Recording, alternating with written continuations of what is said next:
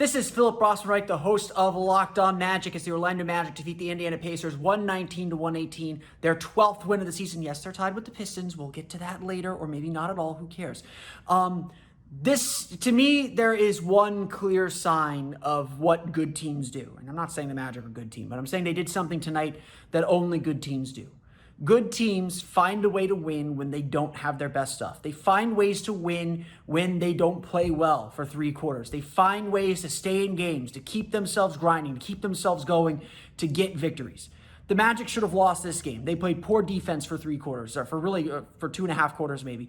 They played really poorly against an undermanned Indiana Pacers team that played with a lot more energy. The Magic would have gotten blown out in this game earlier this season, but to the Magic's credit, they stayed in it. They kept fighting. They kept grinding. They kept trying to find ways back in the game. They tied the game. They gave the lead back up.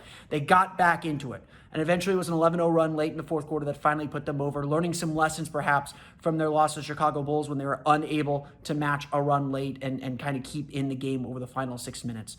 This was a really gritty, gutsy, determined win that young teams aren't supposed to do. And yes, I know the Pacers were undermanned and they're not a great team by record either. This is a really solid win for the Orlando Magic. And once again, something they can grow on. Maybe there is a good team in there somewhere.